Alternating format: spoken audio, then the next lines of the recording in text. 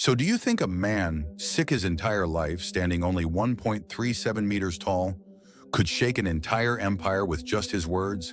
This man earned more respect than kings, feared no enemies, and with his pen, he made them bow with laughter. He was a poet whose mind changed an era. His name was Alexander Pope. Let's dive into 10 amazing facts about his brilliant, sometimes dangerous life. Fact 1. The humble poet with a challenging beginning. In the cold spring of 1688, England was in political tension and religious conflict. In a quiet corner of London, a small boy was born into a Catholic merchant family, Alexander Pope.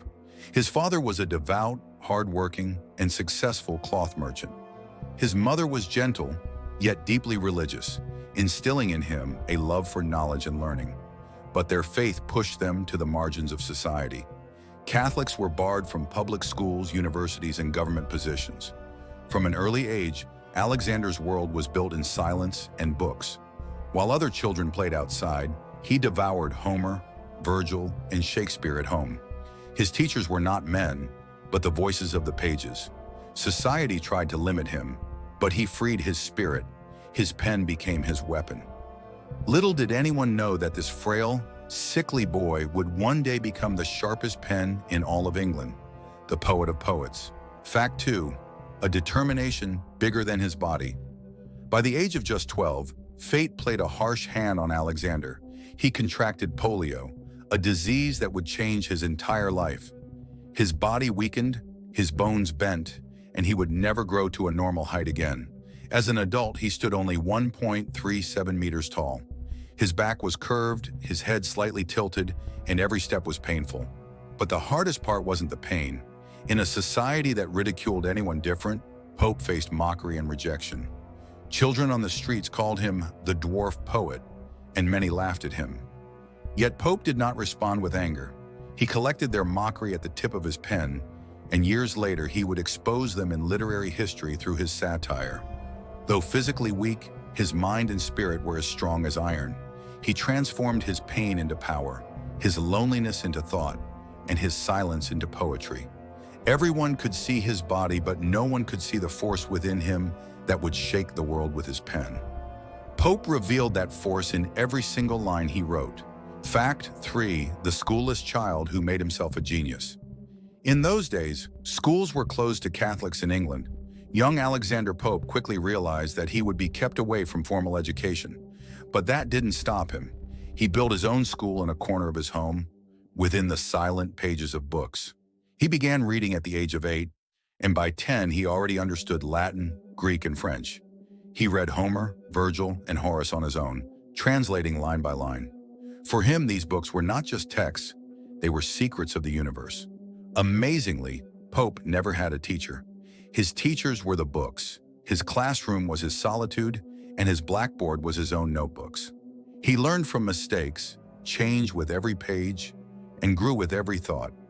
His parents, especially his mother, watched in awe as their son sat at his writing desk each morning, as if embarking on a mission to change the world. His heart beat for freedom, and his mind listened to voices echoing from millennia past. He was kept from school, yet the greatest teachers in the world, Homer, Shakespeare, and Virgil, had already become his friends. And one day this self-educated boy would turn everything he had learned into poetry with such power that English literature would never be the same again. Fact 4. The poet isolated for his faith, yet strengthened by it. Alexander Pope remained devoutly Catholic throughout his life. But in England at that time, this was more than faith. It was a stigma. Catholics were considered suspicious, barred from public office, and denied entry to universities. They lived almost as second-class citizens. Pope's family was forced to leave London because of this. They moved to a quiet country home near Windsor, away from the city. There, Pope grew up surrounded by the silence of nature and the voices of books. Society's isolation left a deep mark on his spirit. For some, religion was fear, but for Pope, faith meant patience and compassion. He loved to pray, yet he questioned, why do humans suffer? Why does God give little to some and much to others? These questions would later become the foundation of his most famous work, An Essay on Man. To Pope, God was not distant. He found divinity in the rhythm of nature, the harmony of music, and most importantly, in the human mind. His faith rested not on fear, but on reason and mercy.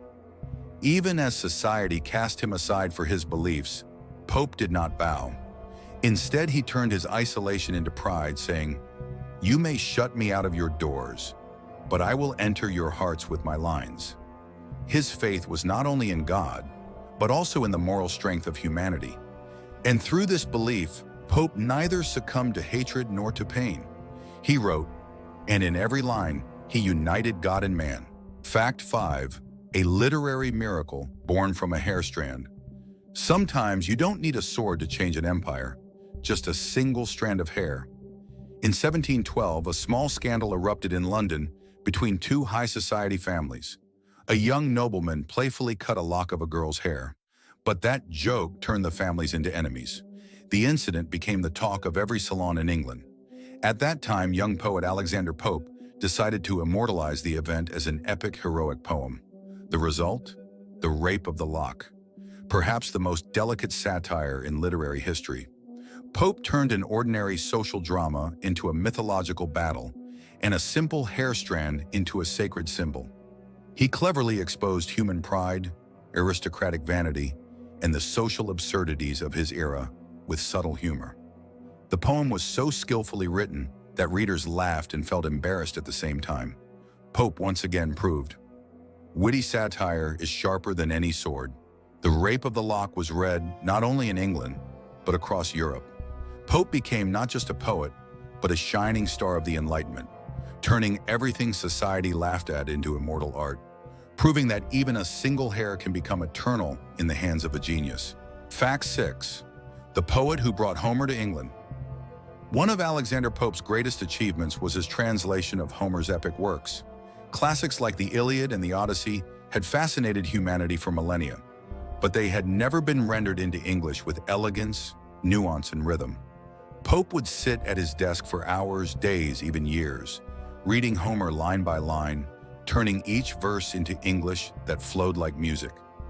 His goal was not merely to translate words, but to preserve the spirit of the original. The result was magnificent. For the first time, English readers experienced Homer's world of heroism in their own language, with all its rhythm, beauty, and grandeur. Pope's translations were praised by both readers and critics alike. They brought him literary acclaim and financial success. He was no longer just a poet. He had become one of Europe's most influential literary figures. Despite his frail body and lifelong illnesses, Pope captured the attention of all England with his words.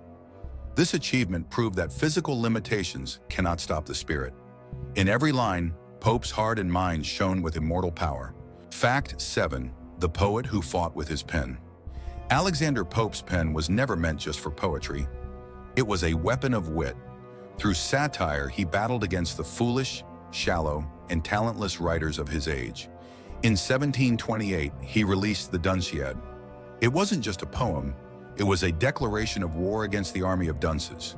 Pope openly mocked the writers, journalists, and critics of his time, turning them into comic caricatures in his verses.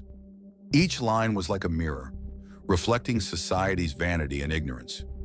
Readers laughed, but they also felt the sting of truth. Pope's satire entertained and enlightened at the same time. And that's what made him both the most feared and the most respected poet of his era. He proved that the sharpest sword of all is a well-written line. Fact 8, the poet whose verses sounded like music. Alexander Pope's poetry wasn't just made of words, it was made of music. He drew inspiration from classical Greek and Roman literature, shaping his style into what became known as neoclassical harmony. Every verse was carefully measured, every word placed like a note in a melody. He brought order, balance, and rhythm into English poetry, making each poem feel both intellectual and beautiful. Even his satire, sharp and biting, flowed with rhythm, never breaking the musical pulse that defined his art. This mastery of sound and sense set Pope apart. He showed that poetry isn't just language, it's symphony. And that's why his works still echo today, every line trembling like a note played on the strings of the soul. Fact 9, The power of solitude and the voice of the pen. Pope's life was never easy. Because of illness and physical limitations, he often lived in solitude, far from London's lively salons and the social games of the elite. But that solitude became his treasure chamber. Every day he would sit at his desk, lift his pen, and pour his soul onto paper.